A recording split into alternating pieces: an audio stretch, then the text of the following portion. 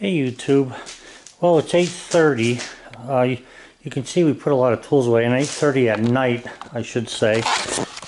Done eating dinner and all that stuff, and I figured I would just make a video here to show who was ever watching how far I've gotten with this thing. So that's the rear panel tacked in place, and what I did with it was I put some tabs over here to weld it in, because there was the welding in the corner there was very hard to do because there's body filler, or not body filler, but like a caulking in there, body caulking, and it was really hard to weld that. So I just put those two tabs in, and I actually put a tab over in here. Let me turn this light on here and I'll be able to show you a little better, I think. Yeah, there we go. Okay, so you can see the two metal tabs, one here and one here, and then there's one in this corner that I put in. And I cut the holes out for the rollover bar, so we'll be able to rebolt that. And we put a tack here to hold this down where the seat is going to be going. Now, I'd like to put some more weld on here yet. It doesn't have to be totally welded all the way around. It could be, but I'm not going to. I'm just going to tack it over here and around the rest of this. And then tomorrow I'm going to be tacking the front panel into place. So the only problem I've been having with the panel is the panel fits good except for right here. This is high here. You can see I can almost get my finger underneath there. So I'm going to just fold this down. I got to snip a piece on this side to be able to get it folded down. Cut out the hole for the chair, or for the seat. And then I can bend this down, clear it off a little bit, and I'm going to tack that into place as well.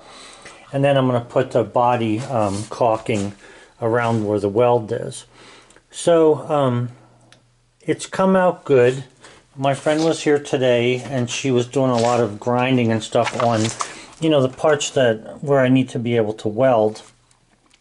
We ended up putting a piece of metal in here, a new piece of metal, and tacked to that for the moment, because when she was grinding today, she actually came through, and what it was it looks like there was body filler there. So I'm going to fix this panel here as well before she takes the truck back. But the inside is pretty close to where, you know, we're headed with this.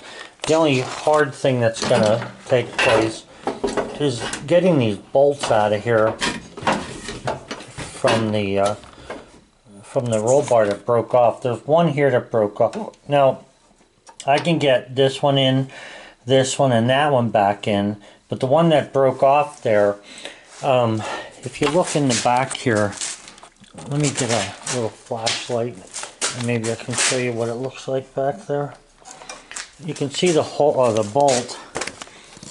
Yeah, so right there, that's the bolt that's broke off. So I think I'm going to take the grinder and grind that off, cut it off, and then take a drill and an easy out and see if I can't get it out.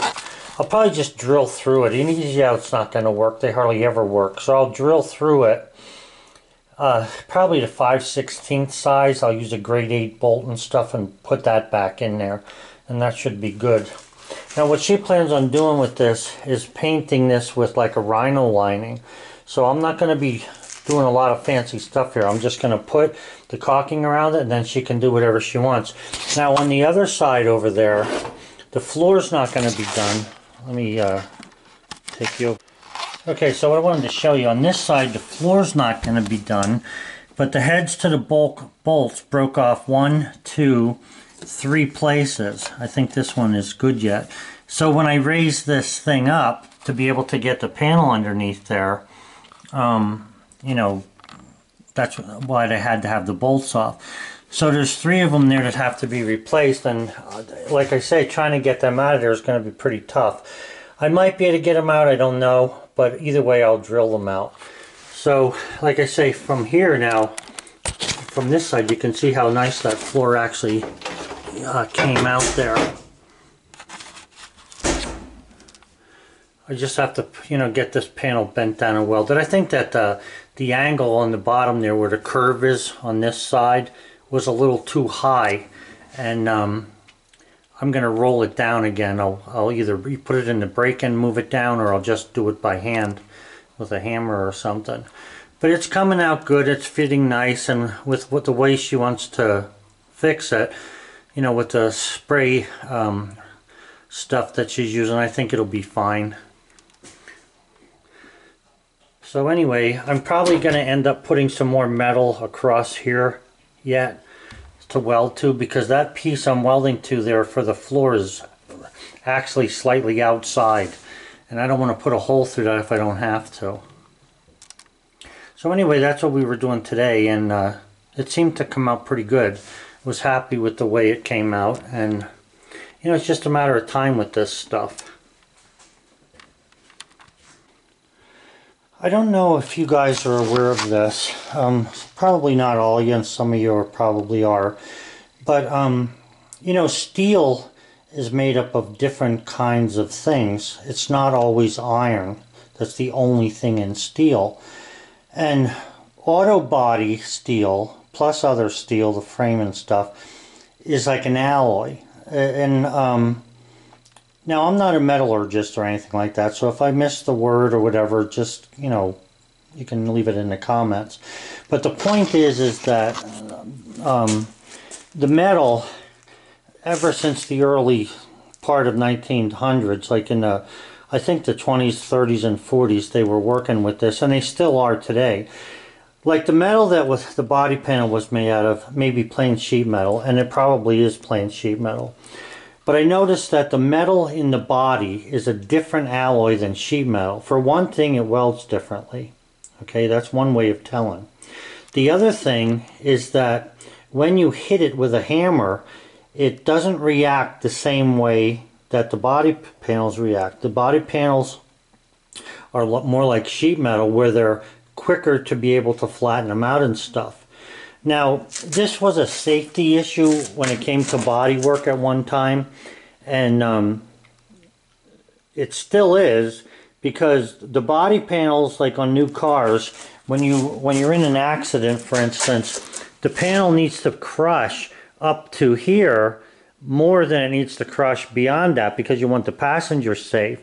So the body steel up front is made in such a way that it can collapse and can crush without making it to the passenger compartment.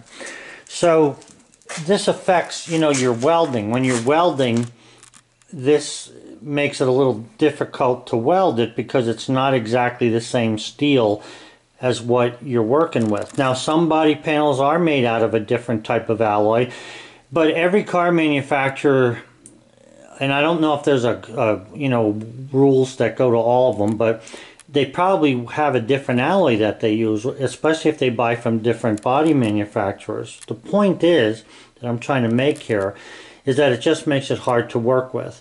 Because, for instance, the body metal, I notice, cuts easier than the sheet metal cuts, but it doesn't bend easier than the sheet metal. Like, I can't bend it with a hammer as easily as I can bend this sheet metal with a hammer. Now, it could be because the panel might be slightly thinner, but I don't think so. It's more like the makeup of the alloy itself. I was telling my friend about that, because she started doing some MIG welding, and she likes the idea of MIG welding, and I think it's good for her to learn how to do this herself. And I noticed that when I started working on cars, especially the newer Chevys, I had a couple of new trucks that had gotten damaged, and when I went to do the body work on them, man oh man, trying to pull a dent out of a panel or trying to weld something to a panel was a lot different than it was in the 1940s. My first car was a 47 Plymouth, so you know, when I first worked with that, it was a lot different than these newer cars. And when I say newer, even in 1981 here, they had already had a lot of advancements, you know, in building bodies and the sheet metal that they use. So like I'm saying, you know, the metal, the sad thing about the metal is that it's still freaking rust, but it's different than plain sheet metal. And they may have sheet metal like up in the firewall and not have it somewhere else. So I don't know where all that is. I know if there's some body guys out there who are really in the business, they should be able to back up what I'm saying here about the different alloys. But that's one of the things that makes trying to fix bodies a little hard, because if you come up against something that what you're welding with and how you're trying to grind and all doesn't seem to be working, it's very possible that you're working with something that's not the same thing. So you're not working like apples and apples, you're working like apples and something else, but not the same exact metal. So anyway, that's one of the things that I was explaining to her about how sometimes the welding doesn't go as nicely as you would like it. Now, it's not always that, but it's sometimes that. But I did notice that on body panels, like I said, on Chevy's trucks, and that's what I mostly had and have, from here back to here, they would crush a different way than what the panel crushed in the bed of the pickup truck. It was weird because they seem to be very strong but able to move. And I know that I talked to somebody about this a long time ago, and I think they were telling me that at one time what they put into steel to make the properties change was nickel and something else. So it was nickel and I think I can't remember what that was.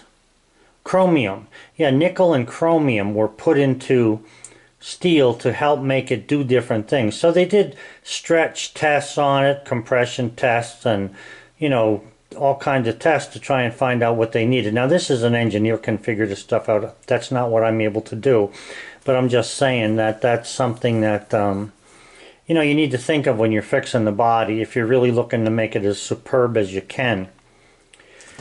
Alright guys, so that's about all I have for today.